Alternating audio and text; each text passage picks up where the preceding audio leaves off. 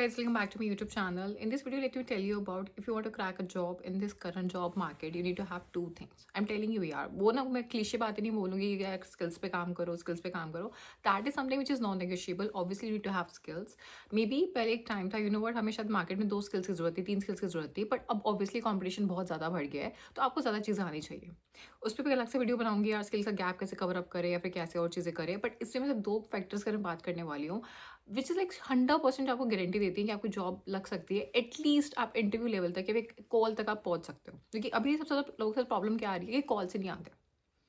अब उनको ये नहीं समझ में आता कि रिज्यूमे में दिक्कत है या फिर कनेक्शंस में दिक्कत है, किस चीज़ में दिक्कत है. तो लोग ना अपने रिज्यूमे पे काम करते चले जाते हैं. मैं पिछले बहुत टाइम से टॉपमेट में हूँ, मैं काउंसलिंग प्रोवाइड करती हूँ. मुझे ऐसे बहुत सारे लोग आते हैं यार which are actually over qualified for a job. Resume में सब कुछ है बट स्टिल कॉल ही नहीं आ रही है. तो ये वीडियो ना उन सबके लिए है. The very first thing which really helps in getting a job right now, और या फिर मैं बोलूँगी हमेशा ही हेल्प करती है एक जॉब मार्केट पे, दैट इज़ द रेफरल.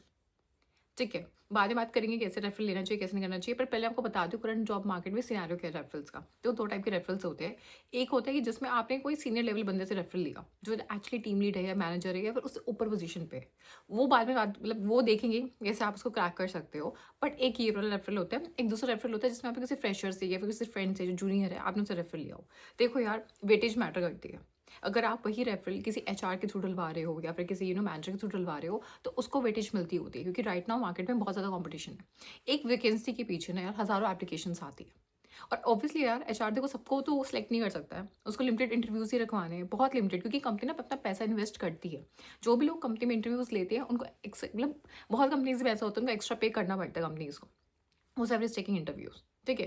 तो यार वो कंपनी जब इन्वेस्ट कर रही है अपने एसेट्स को, अपने मनी को, अपने हर चीज़ को, इवन अपने टाइम को भी, कि वो लोग अपना टाइम अपना काम छोड़ के इन चीज़ों पर लगे पड़े हैं. Companies investing all this thing, तो उस चीज़ को बहुत सीरियसली लिया जाता है. ऐसा नहीं कि 1000 एप्लीकेशन है, 1000 में से 100 अच्छे तो 100 के इंटरव्यूज होंगे. इंटरव्यूज बहुत लिमिटेड कटिंग एज कॉम्पिटिशन के साथ वो इंटरव्यू रखवाए जाते हैं. The very first thing which matters is that कि आप रेफरल किन से ले रहे हो, किस डेजिग्नेशन पे है, वो बहुत मैटर करता है. बहुत ज़्यादा मैटर करता है. ठीक है. The second thing which really matter is that is your network and connectivity. आपने जितनी नेटवर्किंग की होगी ना आपको उतना ही आपको आपको फ़ायदा होने वाला है. रीज़न भी इस टाइम पे बहुत सारी ओपनिंग्स ऐसी हैं जो बाहर ऐसे कंपनीज में देखिएगा कि फ्रीज है हायरिंग, पर इंटरनली चल रही है या फिर फेक हायरिंग चल रही है. बहुत कंपनीज में मैं जानती हूँ, I mean part of this system, मैं नाम नहीं ले सकती, बट मैं पर्सनली जानती हूँ कितनी कंपनीज है उनके ग्राउंड लेवल पे कितना ज़्यादा लेग ऑफ चल रहा है. और वो लोग ओपनिंग्स दिखा रहे हैं बाहर, वो लोग लिटरली हायरिंग दिखा रहे हैं बाहर, बट वो फेक है. मतलब होता है ना कि आप अंदर के लोग बताते हैं वो चीज़. तो ये सब जो अंदर की बातें ना सारी जो ग्राउंड लेवल पे चीज़ें चल रही है, या फिर कंपनी सेफ है, कंपनी सेफ नहीं है, कंपनी का वर्किंग कल्चर कैसा है, कंपनी में सैलरी, इवन बहुत कंपनीज में ऐसा होता है कि सैलरी भी टाइम पे नहीं आती होती, बाहर से चीज़ें अच्छी होती है, या फिर अंदर का टॉक्सिक कल्चर है या नहीं, सेफ कल्चर है या नहीं. ये सब बातें आपको नेटवर्क एंड कनेक्टिविटी थ्रू पता लगती है.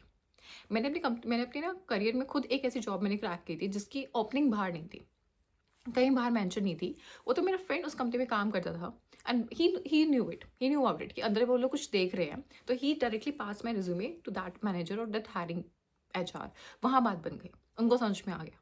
तो यार ये चीज़ें तो हम लोग पता है being part of a corporate is a very lonely world. इस बात को आपको समझना पड़ेगा. इट्स लाइक बहुत लॉनली. आपको बस ऐसा होता है कि यार आप 10-10 साल तक एक कंपनी में काम करते रहोगे, 10-10 साल तक टीम में काम करते रहोगे, but still there will be no bond. Emotional bond तो छोड़ो, कोई वैसा भी बॉन्ड नहीं होता. कोई होता है कि कोई झूठा ही आपसे कोई पूछ ले कि तुम ठीक हो नहीं हो, क्या चल रहा है क्या नहीं चल रहा है. बस आओ अपना काम करो, काम करके दो, खत्म हो जाओ. मैंने इससे तो लॉनली जॉब ना कोई नहीं देखी. मतलब आप कोई भी जॉब में चले जाओ यार, एटलीस्ट कोई दुख सुख या फिर नॉर्मल कोई वैसे कोई अच्छा कनेक्शन बन जाता है. बट इसमें बहुत डिफिकल्ट होता है अच्छे कनेक्शंस बनाने. एंड हमें कनेक्शन बनाना इंपॉर्टेंट इसलिए ही होता है. I know it's also very rude. मतलब मैं जब इस कॉर्पोरेट में आई थी ना, मैं हमेशा उनसे पूछती थी लोग इतने चुप क्यों रहते हैं, तो क्या शांत क्यों रहते हैं. लाइक मैं जैसे मैनेजर्स को देखती थी, I am a very good observer. तो मैंने बहुत बार होता है कि काम करते करते मैं शांत हो जाती हूँ और अपने आसपास की चीज़ों को देखती होती हूँ. तो आई यूज्ड टू सी मेरे आसपास के जैसे मैनेजर्स बैठा करते थे which are high in position, और वो लोग ना बस पूरे दिन के दिनचर्या पता क्या रहती थी. आते थे ऑफिस, या तो यूट्यूब देख रहे हैं, फिर एक आधी बार कॉल पे है ना, वो इधर बात करते ना उधर बात करते ना, इधर देखते ना उधर देखते. And always used to wonder यार लोग बात क्यों नहीं करते इस कॉर्पोरेट में, सब चुप क्यों रहते हैं, सब शांत क्यों रहते हैं. एंड येस 5 साल बाद शायद मैं भी ऐसे इंसान बन गई हूँ. मैं इंट्रोवर्ट बनना नहीं चाहती थी, but this job has made me very introvert.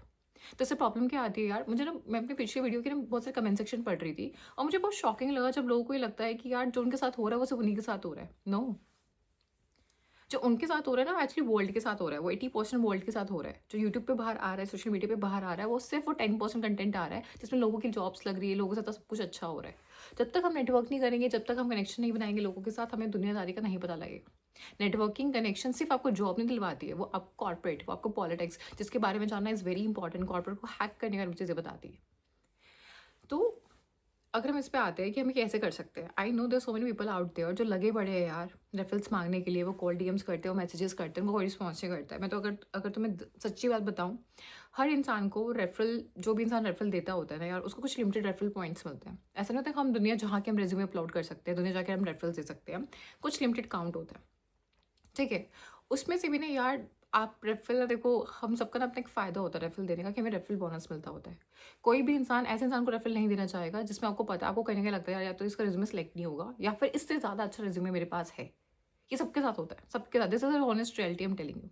तो ऐसे लोग जिनके रिज्यूमे, चाहे मैं मानती हूँ या चाहे शायद मतलब होता है ना कि मतलब चाहे रिज्यूमे बहुत अच्छे हो लेकिन इनकी प्रोफाइल अच्छी नहीं है, खासकर इंडियन प्रोफाइल, बिकॉज आज के टाइम पे जब आप रेफरल देते हो ना यार, इसकी साइकोलॉजी समझना। आप किसी अनजान को रेफरल दे रहे हो, तो उस केस में अगर वो कुछ कांड करके चला जाता है कंपनी में, तो कहीं ना कहीं आप पे भी क्वेश्चनिंग आती है, because you are the one who referred you there, ठीक है। तो जब भी मैं सबको सजेस्ट करती हूँ ये चीज़, if you are asking for a referral, तो सबसे पहले अपनी लिंक्डइन प्रोफाइल को अच्छे से अपडेट करिए, बिकॉज इट शोज ऑथेंटिसिटी। आपके जो रिज्यूमे में लिखा हुआ है वो आपके लिंक्डइन से मैच करता हुआ हो, और ये चीज़ एचआर भी यूज़ करते हैं। ऐसा ब्लाइंडली वो लोग फॉलो नहीं करते होते कि एचआर ने कॉल किया, आपने सब कुछ बताया, क्योंकि एचआर बहुत सारी चीज़ें आपसे पूछते हैं। वैसे लास्ट वर्किंग डे आप कौन से कंपनी में काम करते थे, डिजिग्नेशन पे आप काम करते थे, आपको कॉल रखने के बाद वो भी सबसे पहले लिंक्डइन के थ्रू ही जाते हैं, लिंक्डइन पे ही जाते हैं, just to verify everything out. तो आपकी ऑथेंटिसिटी, आपका आप जो सब कुछ है रेफरेंस के लिए, वो सिर्फ आपका लिंक्डइन बताता है। अगर आपका लिंक्डइन अपडेटेड नहीं है, तो पहले रेड फ्लैग यही होता है कि शायद कोई आपको रेफरल नहीं दे रहे। This is one of the reason कि आप ऑथेंटिक नहीं लग रहे लोगों को। सेकेंडली यार देखो, अगर आपके लिटरली रिज्यूमे में कुछ नहीं है ना यार, बहुत सारे फ्रेशर्स होते हैं, मुझे बहुत पिंग करते हैं, देर ऑलवेज लाइक हमें जॉब नहीं मिल रही है, हमें रेफरल से मिल रही है, हमें कोई कॉल नहीं कर रहा। रीजन बीइंग यार कुछ नहीं है रिज्यूमे में, एक लॉन्ग प्रोजेक्ट पड़ा है, और बहुतों की इंटर्नशिप्स भी नहीं होती है। तो ऐसे कुछ रेड फ्लैग्स होते हैं विच यू नो व्हाट, जिसकी वजह से बहुत सारे कॉल डीएम्स पर डीएम्स ही बन के पड़े रहते हैं, ईमेल्स ही बन के पड़े रहते हैं।